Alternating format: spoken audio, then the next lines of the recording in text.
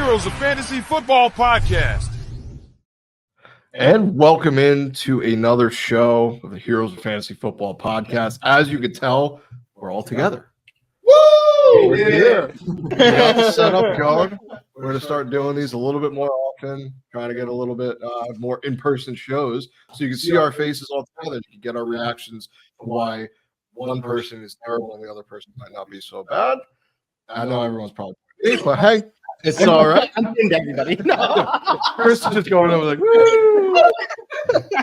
Well, we're happy to be back. We've had a little bit of a hiatus. We've been dealing with some stuff here, but on today's show, we're going to go over our rookie draft. We just had that last week, and we had some fun, crazy things go on. So we're going to go through that. Not go over every pick, but there's some things we want to pull out and talk about. So how are we doing, gentlemen?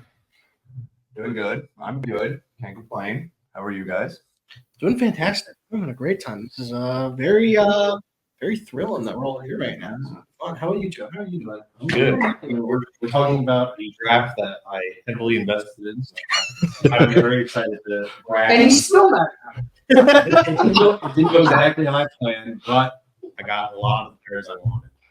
Most of the picks were made by Joe. This is basically the draft of Joe. So Warren had some. We're going to talk about it. And Warren was there. All right, so we're going to actually post the picture of the draft and the link in the description below. So please check that out. It's kind of like those training classes where you always get a PDF thing before it. Follow along. Go do that. As a reminder, you can always follow the show on X at the Heroes FF. And we're on YouTube, as you know, because you're watching. You subscribe, follow, share the show. It really helps out. Yes, smash it as hard as you can. Hulk smash. Just go for it. We do appreciate it. Yes.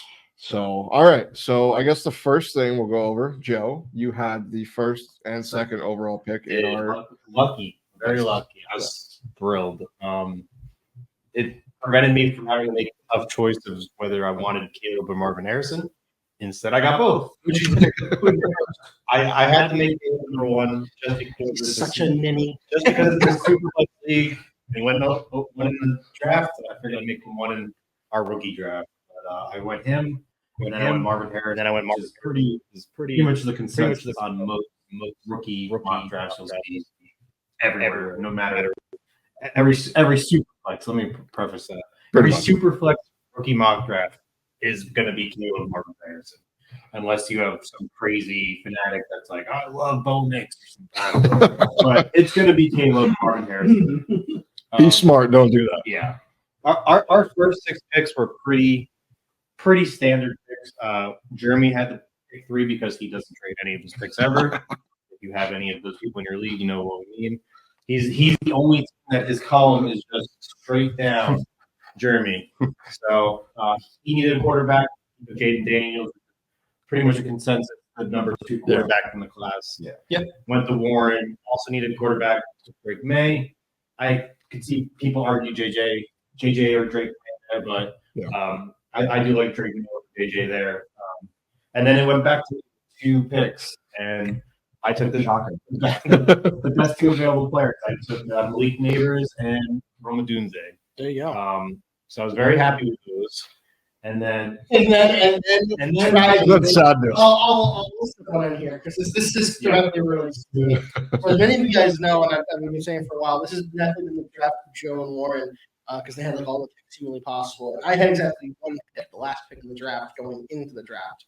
However, I was seeing an opportunity to possibly bolster up some positions at wide receiver, or actually quarterback. I decided to try to make Warren had the next two into here, and we were talking a little before. So I did striking me with a trade. I sent him Marquise Hollywood Brown, as I said on Sleeper here. My 2025 first and the 2025 second, and I got picks 201 and 204, as well as Baker Mayfield, which I like a lot. And while, yes, it sucked not having Hollywood Brown, probably with Patrick Mahomes, I'm assuming that would not be a duel that will last 2-1 in the league.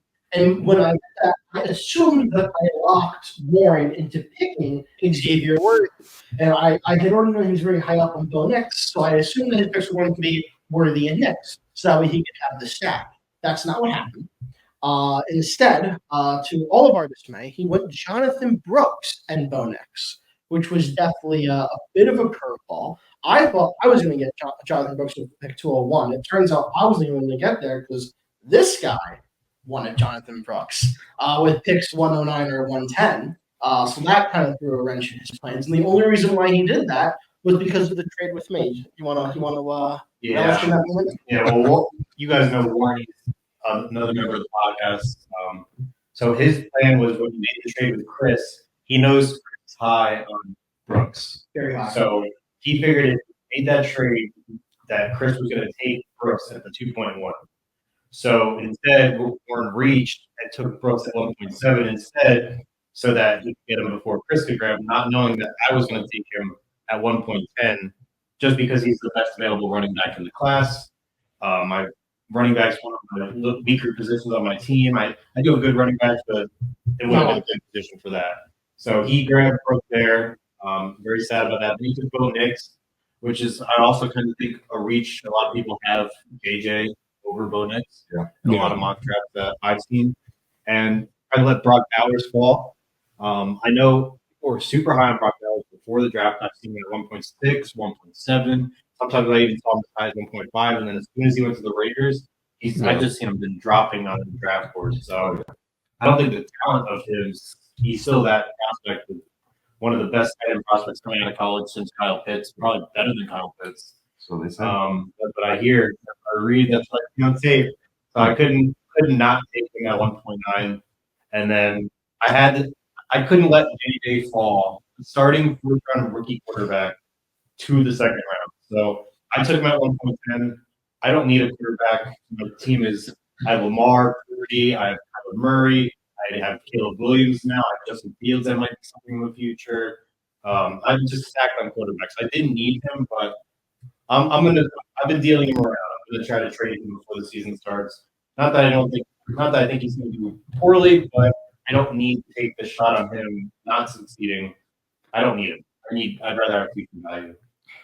So I'll let you want to take over. You want to talk about your 2.1? Yeah. How you traded for and screwed me with? Yeah, sure. Yeah, of course. So, nothing too crazy here. I was only really between two players now that I had an opportunity. I had Ryan McConkey or Xavier Worthy.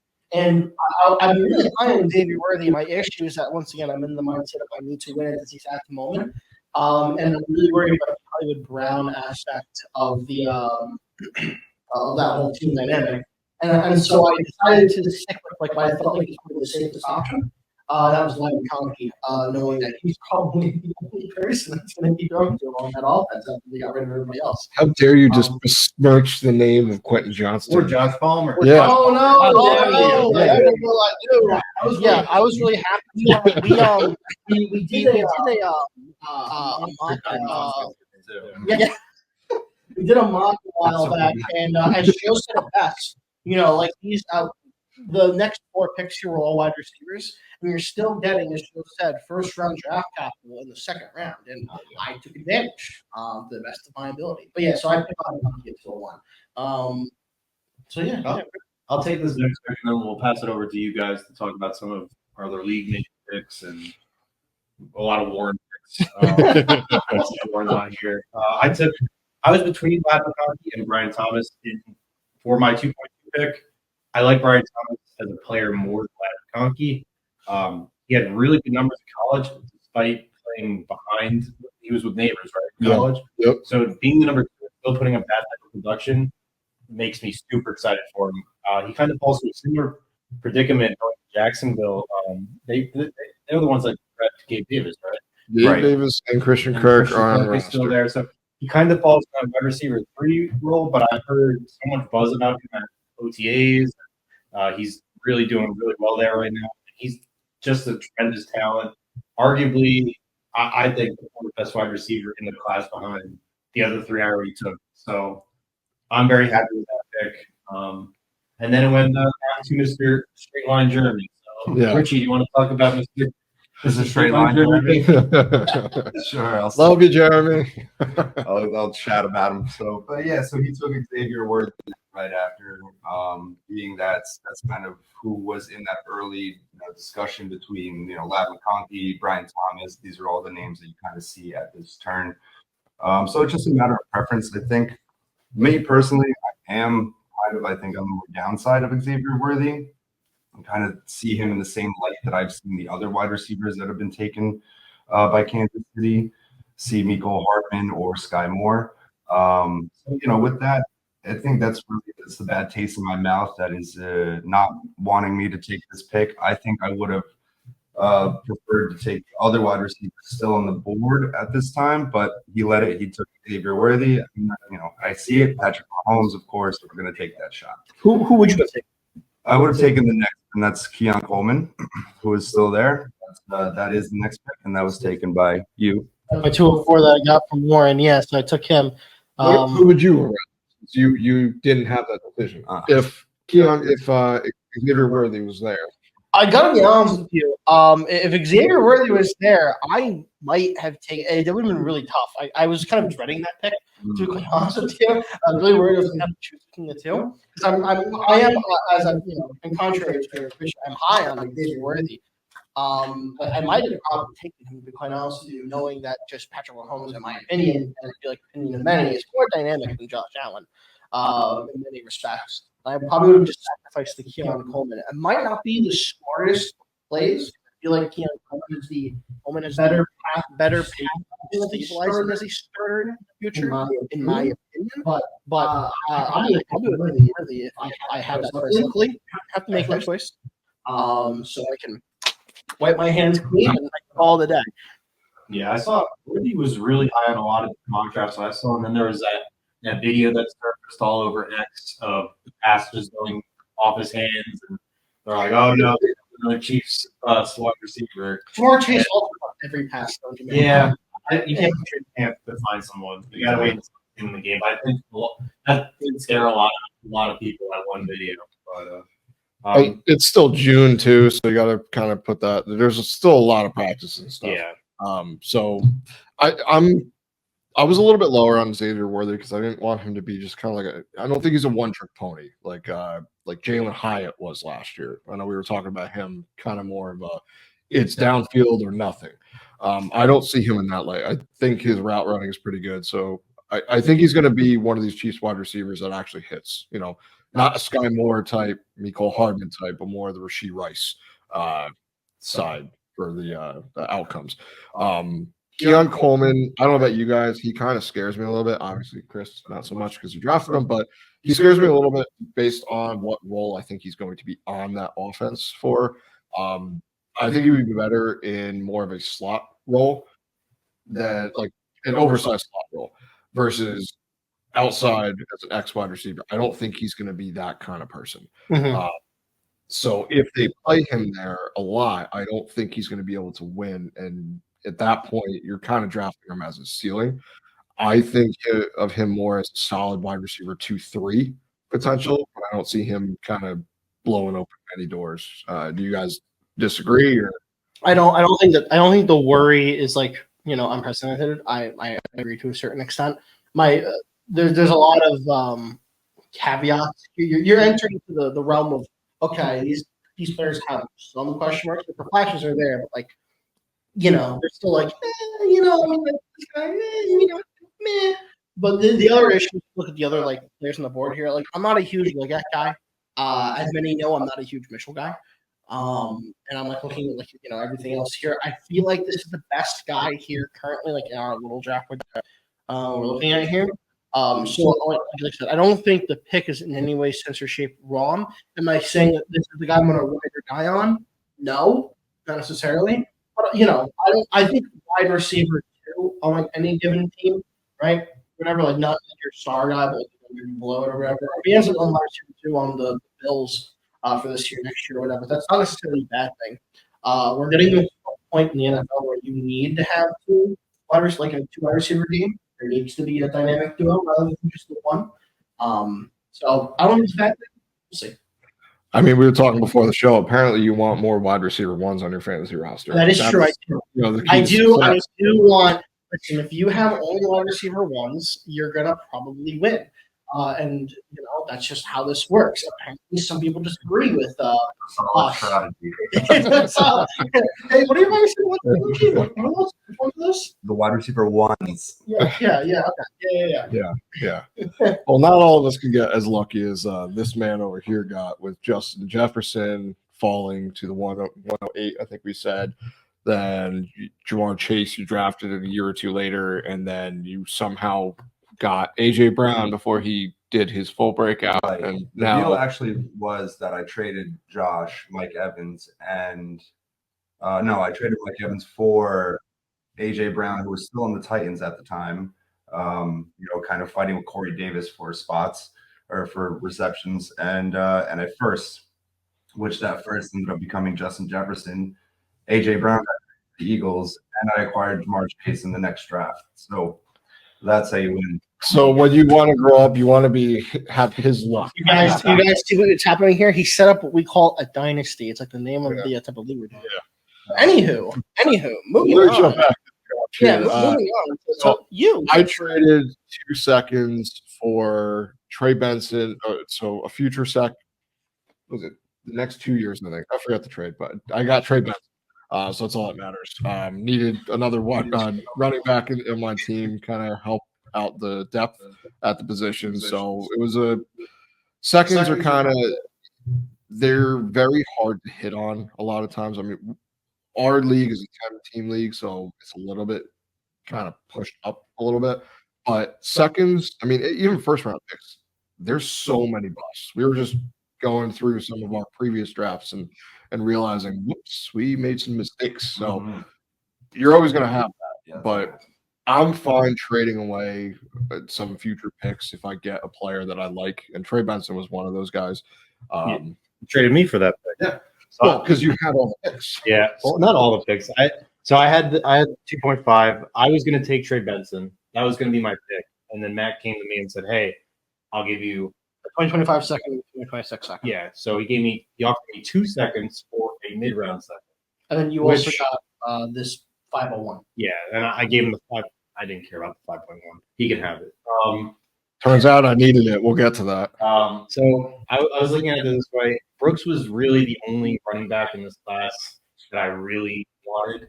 I do think that I do believe in Benson and Gorham, but I don't, not as much as Brooks.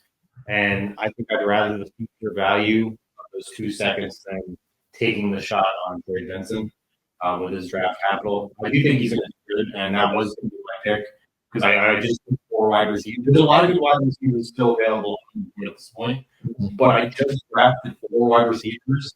I didn't need 2 quarterbacks. You don't want a fifth one? I didn't need a fifth. Why not? I didn't need a fifth wide receiver. You get Leggett was there, Pearsall was there, Mitchell, Paul.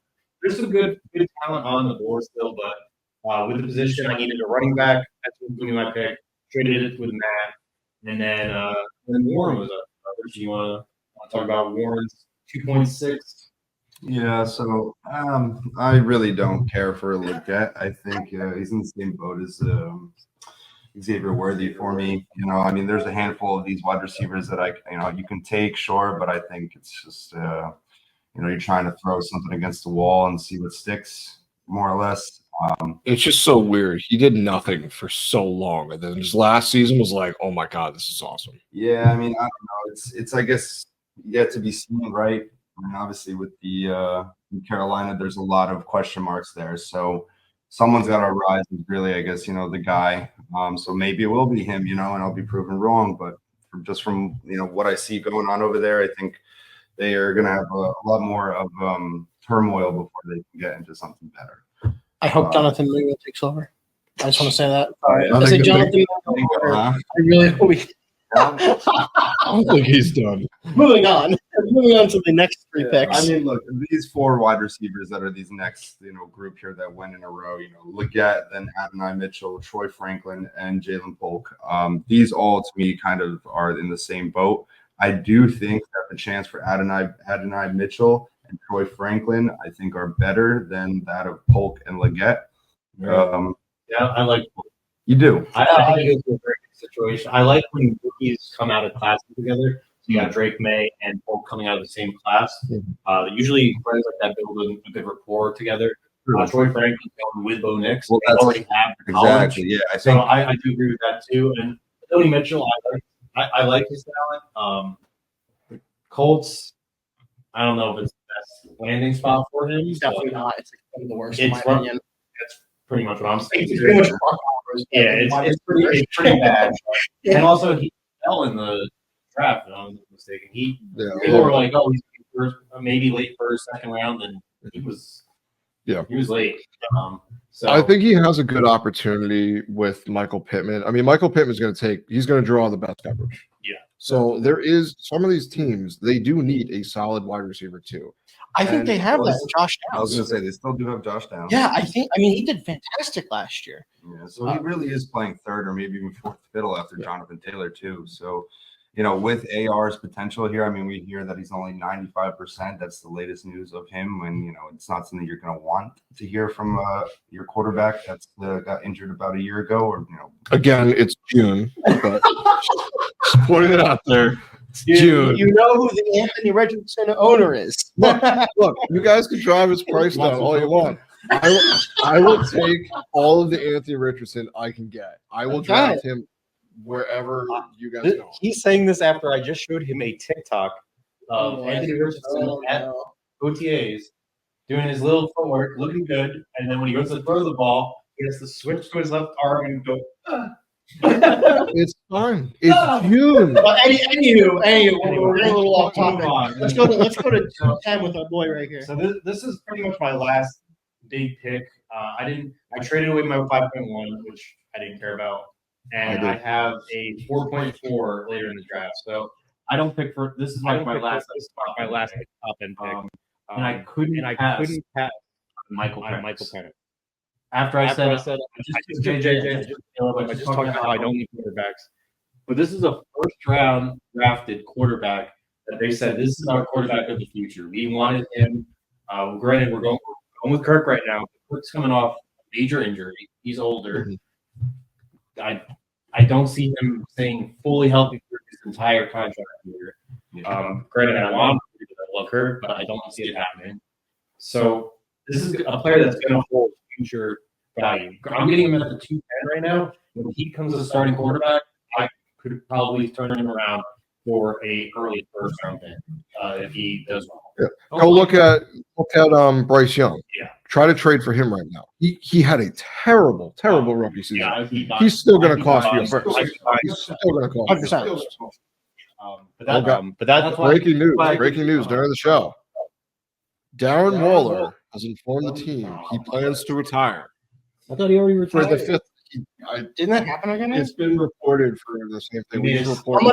I'm gonna take over here really fast. We're gonna get rid of relevant news. So we're now in the third round.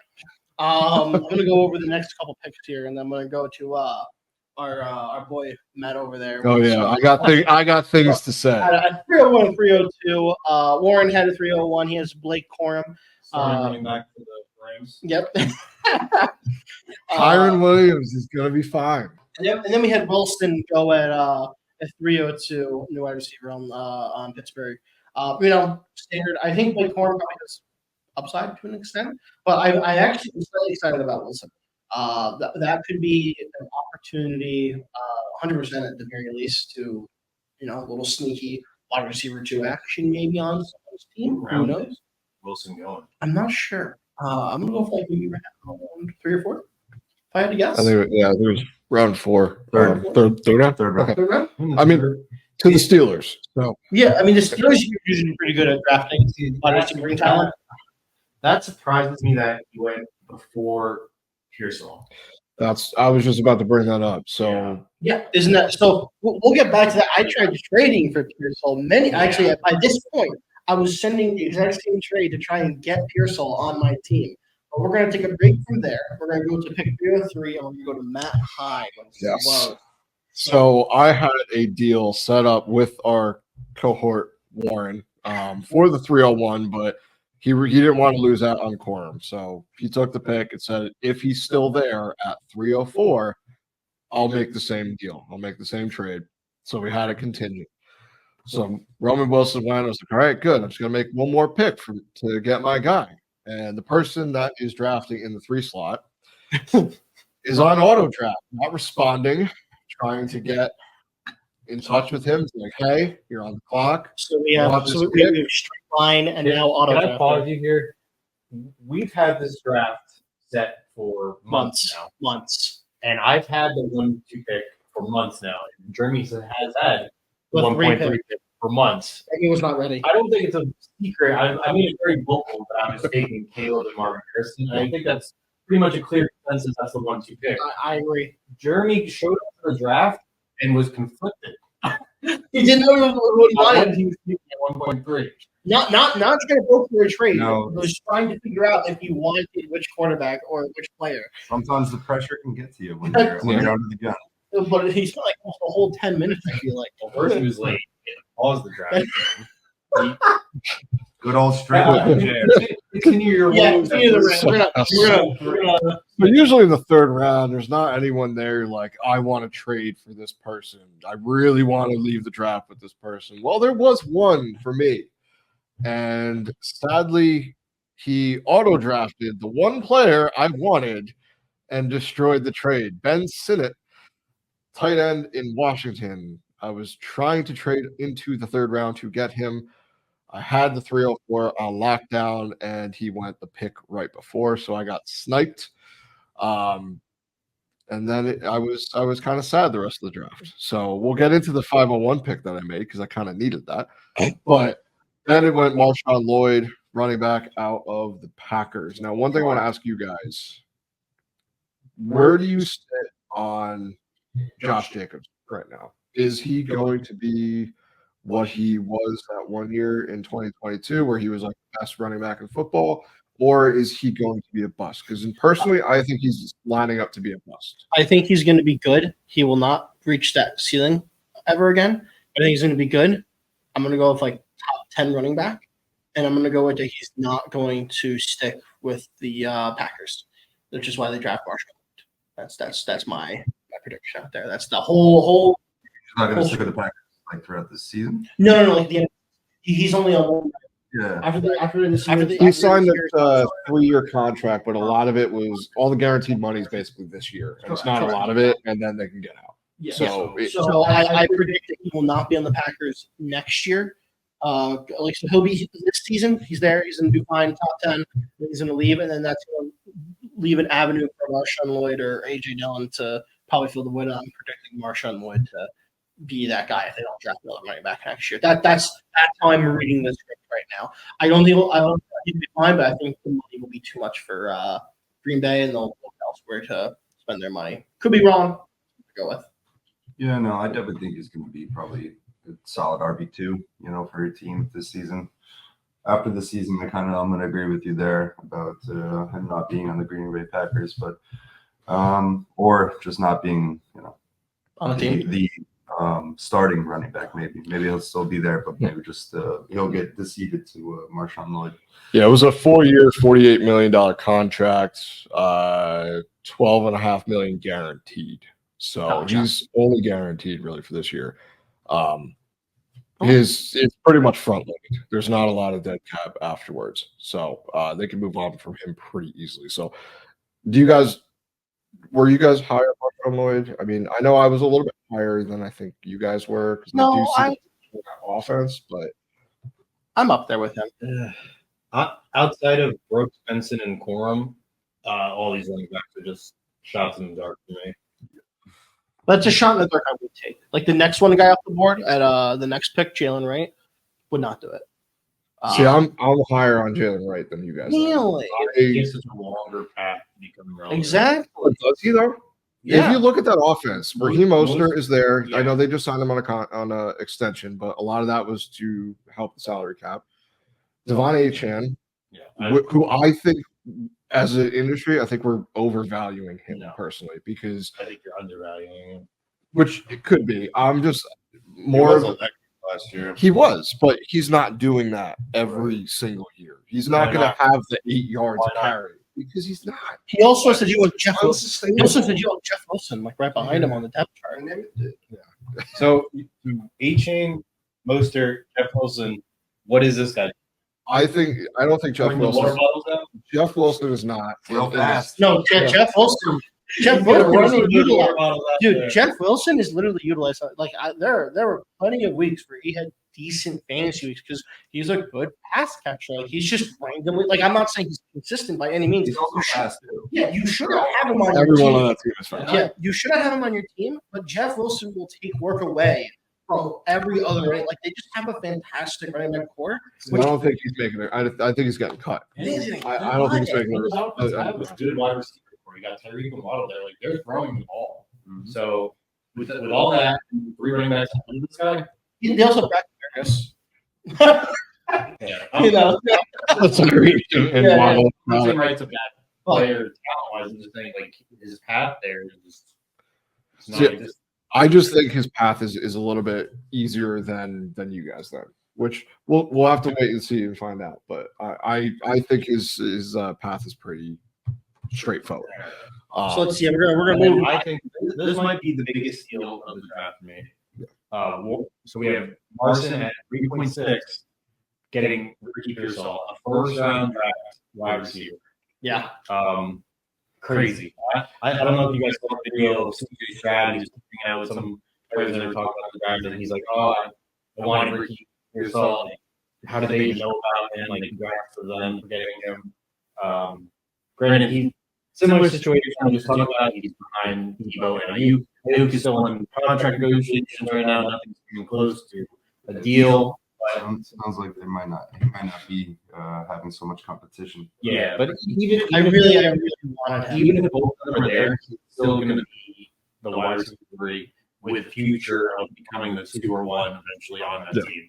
Agreed. You got first round draft capital, which you love to see in a dynasty prospect, and you got him at the like Middle of the third, really middle of the 3.6. That's insane. Like, Marson, good job. That was a great pick. Now go try to trade for him. No one's for sale. Yeah. What? Rich, do you want to take over 3.7? Yeah. So next came Bucky Irving. I mean, He's short. this is I think really more of an insurance pick if you are the Rashad White owner than anything else. You know, just as kind of Joe mentioned, after Brooks and Benson and possibly Corum, these are all kind of just shots in the dark. So yeah, Bucky's kind of just like I mentioned, more of an insurance pick for me. If I had White, I actually did do that in a separate league. It's not this league, but yeah. I mean, that's really it. It's I don't think he's really gonna take away anything from Rashad White this year. So, I think it's just the chance of a pick really at this point. That's kind of what they are as we get further and further into this draft. Kind of agree with that. This next pick is heated for me. This was Mark's pick. Yeah. I sent him an offer for Hawkinson, and for that pick and first, he's like, I don't need it. I forgot he had Salem Florida. I'm in the works of putting him together another trade offer for this pick. And this guy, Chris, trades for the pick. I had a really good draft. before I sent the offer. I had a And fantastic just the player that I wanted. So I'll let you know. So with that, I'll finish the third round here as well with this. So I drafted Jermaine Burton with the idea in mind that Higgins is probably not going to be there for the future of it. So he might be the wide receiver 2 on a team with Joe Burrow. No question there. The other options have been really none at all. So I feel like this is probably the last most valuable pick that I had in this draft. I only have one pick after. It's definitely a tier break for me too. Yeah. But yeah, moving with the rest of the round, we have Audrey Estime and 3-9, and then Sanders, the tight end from Carolina, or is that Chicago? Carolina, yes. At 3-10 for Warren. Those two, definitely made dark in a sense. Could show up depending on, them getting injured or practice producing. Same thing with the tight end Sanders. slightly a shot in the dark. I'm not really sure what the future holds for that offense and as a whole there. Really working things right now. So it's really tough to actually decide who's going to stick around, besides probably Bryce. Moving into round number 4, I'm going to let you kind of. I was going to say, what are we? Who in the next 2 rounds? We'll group those all together because these guys are. I mean, these are just players you draft because you need to take someone. Of course. Are there any of these guys that you think are worth rostering? I have 2. Or trading for? I could run through this real quick. We had Baker. Josh took Baker 4.1. No good. There's no good wide receiver on the Patriots. Has a shot at getting something. Yeah. Shipley went to Marson 4.2, running back on Philly. From that was Saquon. Had then Tracy and the straight line at 4.30. I like Tracy there with Saquon gone. Could have a shot at becoming something there. For now, we have to just every time we talk about it, we can't say his name. The straight line. The straight line. That's his new name for now. My last pick before I took Vidal, the running back on the Chargers. I have Dobbins. If Dobbins goes down, or when Dobbins goes down, if Gus Edwards or both of them get hurt, Vidal could be Gus something. Edwards will be the starter. Okay. Steve at 4.5 took the tight end Johnson on the Giants. We just got breaking news. Johnson might be a thing. Could be a good thing. Oh, wow. Josh had 4.6 took Vlad. Is it Vlad? It's Luke. The younger brother. Like Luke McCaffrey a lot, but very buried in the depth chart. He does have the blood of Christian McCaffrey, though, so you got to look at on He that. does have McCaffrey genes. Keep tabs on him. We're going to talk about blood also in the little picks here as well. Then you got Matt Promoldi at 4.7 took McMillan on the Tampa Bay. which I like that pick Yeah, because that's a I good think pick. that's because I know they signed Mike Evans to an extension next year. It's not Next looking year. like Chris Godwin might be a part of this team, and he can step in. I know Trey Palmer's there Yep. as well, so I think that might be good. Is it Palmer or is I'm forgetting? Palmer. It's Palmer. Okay. And then Josh had 4.8 took Spencer Rattler. I kind of really like this pick. I know Matt's a big Derek Carr fan, so he might feel a little. I love Derek Carr. He loves Derek Carr. He loved before we get on He's a those giant rants. poster from, Yeah, before we get there, Yeah. I got a fat head of Derek Carr, so he On can, his ceiling above his bed. yeah. so yeah, pick 4.9. Yeah, Joe, what was that? But I could easily see Spencer Rattler getting some. If Derek Carr is sucking this year, I could see Rattler getting some stuff. You mean when Derek Carr is sucking this year? If I'm a little biased, I think Hill has to leave the team. True. which is never gonna happen. 4.9 was Patrick Marson. He took Rice, wide receiver on the Chargers. We talked about the Chargers wide receiver being crazy. So who knows? Hall of Fame Crazy, so lineage. who knows? Yeah, the blood's there. Good name, not a lot of good players. Not a lot of good players. So Marson's favorite player in the entire draft. Corley Malachi Corley. 4.10 to Steve. So Who knows? So anyway, moving on. And then the 501 here is where I really needed it This is Matt's shining moment of the draft. because I missed out on Sinnott because of Mr. Straightline. I needed a tight end, so I grabbed Eric All from the Cincinnati Bengals. I think he's got a good opportunity. Not this year because it's too crowded this year, but I think he could develop into one of these fantasy tight ends that we've been waiting for. I don't like drafting an early tight end as a rookie. Earlier guys, because 9 times out of 10 they just don't work out, and it's not their fault. It's just how it works. I'd rather take shots at these later guys. So Eric All fits that. Jordan Travis, Marson's second favorite person. We got him at 5.2. I like that pick because, as we know, Aaron Rodgers hurt last year. We've seen that he's already. It was a great 3 steps. He's already dealing with injury in training camp, but it looks like it might be flaring up. And his backup is Rod Taylor, who also has been known to get injured a lot. So right after that is Jordan Travis. So he has a shot at being something. So And the team is set up pretty good. Yeah, for a fifth-round pick. So One thing though you have to keep in mind is that he fractured and dislocated his ankle. Yeah. So he's currently not playing, but still. still has a shot. Mr. Straightline on that. He took Mr. Walker, wide receiver Baltimore. Baltimore. Perfect for him because he already has Flowers. More over there. And with that, he completes the straight line. Let's go. His final pick. He didn't trade for any. He didn't trade any of his away. It's just a straight line. Straight line. Um, Just in case people that know what a straight line now is. you want to talk about your 5.4 pick? Yeah, I grabbed Malik Washington on the Miami Dolphins, figuring if Tyreek Hill ends up leaving in a year or two, which is what he said, he's got 3 years. That was a year ago. He could be in a position where he can get onto the field a little bit more, make some more impact plays. He's really fast, and if there's one thing that the Dolphins like is when you're incredibly fast. So, late round pick, just taking the shot. That's what these are. Or do you want to talk about 5.5?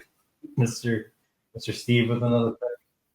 Steve took Joe Milton, the other rookie quarterback taken by the Patriots. Joe Milton, I don't really see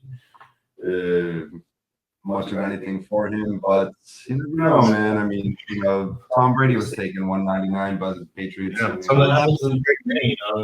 Yeah, so Who knows? You can always get Mac Jones back. Yeah. Martin's back with 5.6. He beat Braylon Allen back on the Jets, which We'll see. I I reached out to him to try to trade for because I ain't Bruce Hall. And I'm like, oh, maybe I should grab the rookie in case he gets started if something happens to Hall.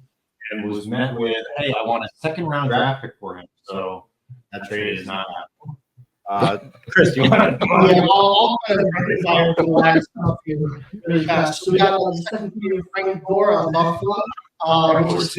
Literally though, literally. Frank Gore, the sequel. That was the next pick after by Mac Ramali. Then we had Ray Davis get picked up, running back on Buffalo. Back-to-back Bills. Back-to-back Bills running backs. You can still trying to get a little more depth in that position, I guess. I don't know. Who knows? Another running back in Florida, Isaac, and butcher this. Garendo. There we go. I didn't have to butcher it. Running back on the Niners. Picked up actually by like there. Picked up by Rich over there. I don't think it's like the worst possible thing because that was my only pick. Yeah, I'm assuming. Nice. I'm assuming that. Tell us, what was in your head when you made this 5.9 pick? Well, so it took a lot of strategy and Were you thinking about it for months? months. I was thinking about this pick, and Isaac Garendo, I was really hoping was going to still be there. 5.9. Really glad he was, just in case something happens to our beloved CMC and maybe the other 6 starters in front of him. He might get a shot. Who knows?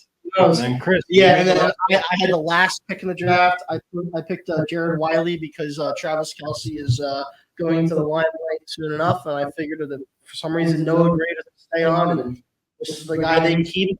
I have at least I tried to get some insurance, but with that, all 5 rounds now out of the way. We have completed our draft. That's about it. So I think with that being said. Anyone have anything else to say? I don't believe so. I think that's pretty much it. We're going to be doing these a little bit more. We're going to get on a different schedule here. We got a lot of things coming up. We're all working on our rankings currently for the 2024 NFL season. We're going to, yes, with rookies. Yeah. So we're going to see where all of this stat out. We're probably going to have a couple mock drafts, a couple other people come on the show. That'll be good, especially for all you that don't do Dynasty. If you're looking, you kind of trying to think about the redraft leagues coming up, those rankings will definitely help because it's not only the players that it's these players and where we think they compare to these vets. So. Yeah, we're going to go over some people that we think might be, ending up kind of closer to on the bus list, some breakouts, We'll see. Well, we kid. But, I don't think that was a joke. Anywho. I'm not a Richard hater. I think he's a phenomenal football player. I just don't think he's going to stay healthy. You know what? These are just some discussions for another day. It's just like Dobbins. I love Dobbins. I think he's an amazing player. But I think he's going to stay healthy. Who knows? He hasn't in the last couple seasons. So we'll find out. I'll just drink my Be sure to tune in next week. We'll have Britney Spears here. Asking her opinions on Anthony. Perfect. But all right, everyone. Set. All right, everyone. Stay tuned to the next show. See you later. See you around. Thank you again for tuning in to another episode of the Heroes of Fantasy Football podcast. Follow us on Twitter at the Heroes FF.